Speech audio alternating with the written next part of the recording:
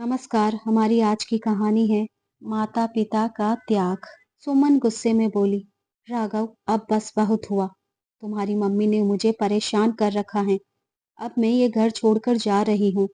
मैं घर का सारा काम करती हूँ, तब भी सास है, इसलिए मुझे ताने देने से पीछे नहीं हटती।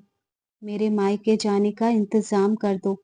सुमन, तुम जाने की बात ना करो, फिर हमारे बच्चों का और मेरा क्या होगा।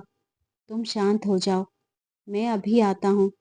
कहते हुए विवेक अपनी माँ के कमरे में जाकर बिना कुछ पता किए जोर जोर से चिल्लाने लगा। माँ, आपको समझ नहीं आता क्या? क्यों परेशान करती रहती हो सुमन को? देखो ना, अब वह घर छोड़कर जा रही है। मैं आपको रोज रोज के झगड़ों से अब तंग आ गया हूँ। प्लीज माँ, मैं आपसे प्रार्थना करता हूँ, मुझे चैन सुकून से जीने दे और आप भी चैन से रहो। बेटा, इतना तिलमिला क्यों रहा है? पहले मेरी बात तो सुन ले। बहू आज शॉपिंग में व्यस्त थी। चिंटू 1.5 घंटे तक ट्यूशन के बाहर खड़ा रहा। उसने ट्यूशन से फोन भी इतने किए, परंतु सुमन ने फोन नहीं उठाया। मैंने सिर्फ इतना ही कहा कि बहू समय पर घर आ जाती तो चिंटू बाहर खड़ा ना रहता। आजकल माहौल बहुत खराब है। क्या बड़ी होने के नाते मैं इतना भी नहीं कह सकती? फिर राघव चुपचाप सीधे अपने कमरे में आ गया। वही कमरे के बाहर राघव का छोटा भाई विनय और उसकी पत्नी राशि खड़ी थी। राशि विनय से बोली, विनय, मुझसे यह सब नहीं देखा जाता। गलती चाहे सुमन भाभी की हो, परंतु डांट हमेशा मम्मी जी को ही पड़ती है। आप कुछ कहते क्यों नहीं? तब विनय बोला, भैया शुरू से ही ऐसे ही हैं। स्कूल में भी उनकी बहुत लड़ाई होती थी। सब चीज़ों के लिए मम्मी पर ही गुस्सा निकालते हैं कि उनकी सैलरी ज़्यादा नहीं है। मेरे सारे दोस्त बहुत अमीर घर से हैं। मैं बचपन से ही देखता आ रहा हूँ। बड़े होने की वजह से मम्मी पापा भैया को बहुत लाड़ प्यार से रखते हैं। बस इसी लाड़ प्यार की वजह से वह इतने चिड़चिड़े व मुंह फट हो गए हैं। मैंने भी उन्हें कई बार समझाया, पर सबने सोचा था कि शादी के बाद भैया बदल जाएंगे, परंतु भाभी भी ऐसी ही निकली। तभी राघव के कमरे से जोर जोर से राघव के बड़े बेटे रोहन के रोने की आवाजें आ रही थी। विनय और उसकी पत्नी देखती हैं। राशि जल्दी वहां पहुंचे तो देखा राघव अपने बड़े बेटे रोहन को पीट रहा था। तभी विनय ने जाकर उसका हाथ थाम लिया। भाई, ये क्या कर रहे हैं आप? क्यों मार रहे हैं रोहन को? तभी राघव गुस्से में बोला, देखो विनय, नंबर तो देखो इसके। 1300 में से सिर्फ 1200 ही नंबर आए हैं। 3rd डिवीजन है इसकी। ऐसे बनेगा यह बड़ा आदमी? यह सब मम्मी की वजह से हुआ है। वह शाम के वक्त टीवी सीरियल में जो लगा रहती है, बच्चों का ध्यान भटक गया इनकी वजह से। भैया, आप बात बात पर मम्मी को ही दोषी क्यों ठहराते रहते हैं? राशि और मेरे बच्चे भी तो अच्छे नंबरों से पास हुए हैं। विनय, तुम तो चुप ही रहो। तुम्हें मैं अच्छे से जानता हूँ। तुम हर वक्त मम्मी की साइड लेते हो। और फिर राघव वहां से चला गया। आज विनय से बर्दाश्त ना हुआ। वह अपनी मम्मी से बोला, माँ, आप क्यों ऐसे बर्ताव करती हैं भैया के साथ? आप क्यों कुछ उन्हें नहीं कहती? बेटा, मैं क्या करूं?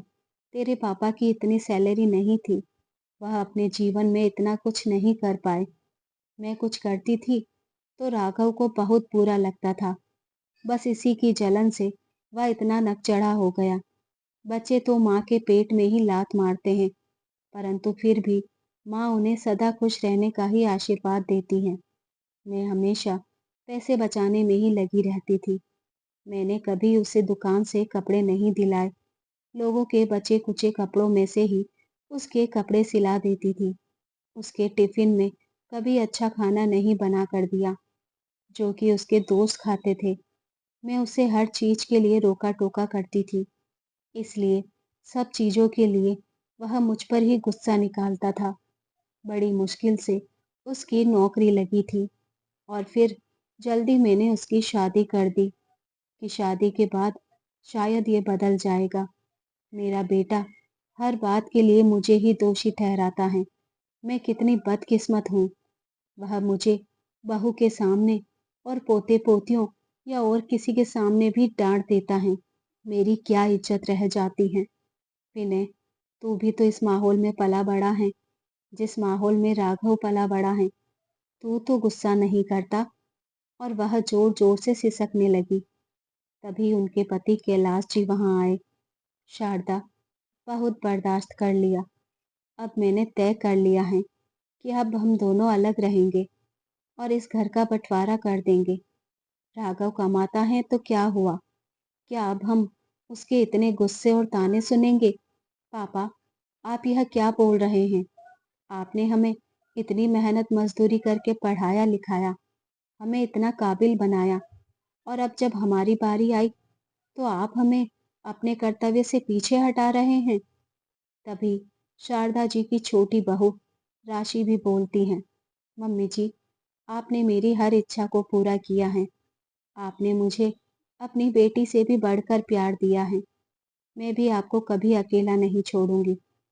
हम दोनों ही आपकी सेवा करेंगे। हमें और हमारे बच्चों को आपकी ज़रूरत है।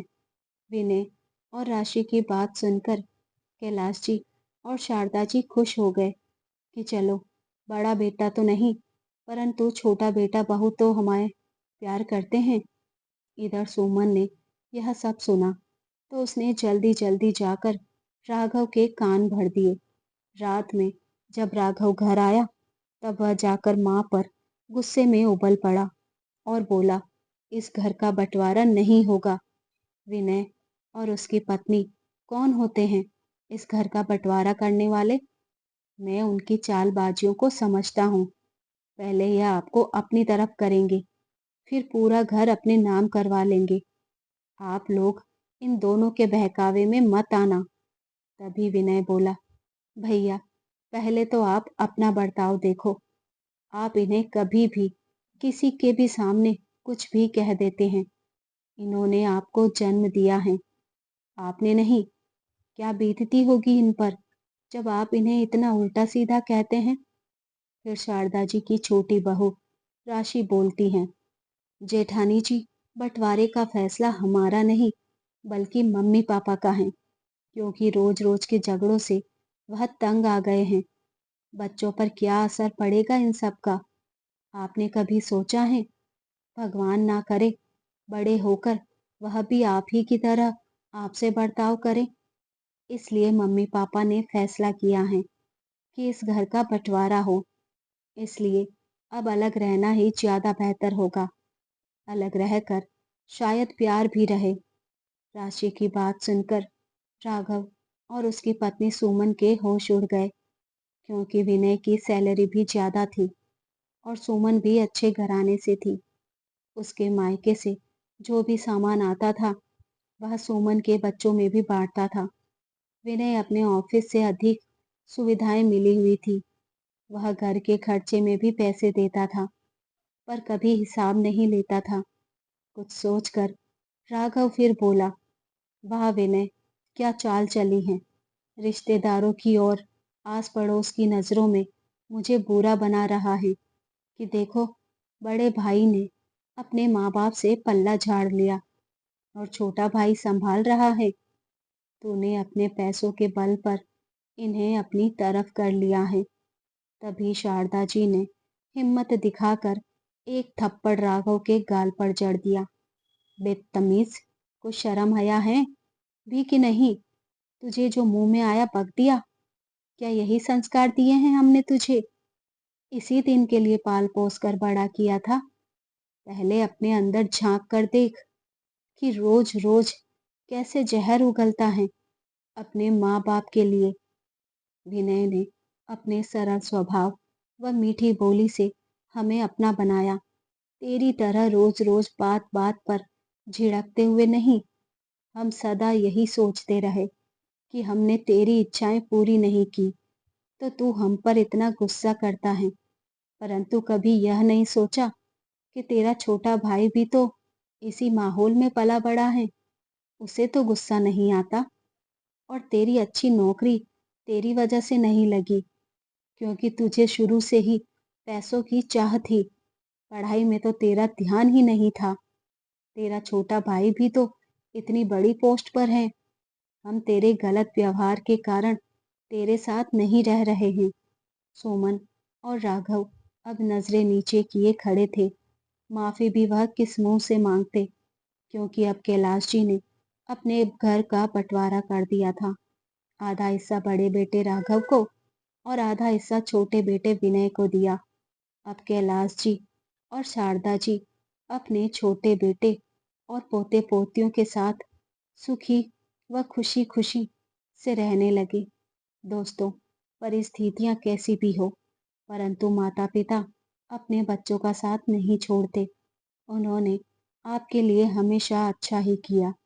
वह सदा आपका भला ही चाहते हैं। इसलिए जब भी आप अपने माता पिता से बात करें तो सम्मान और प्यार से बात करें।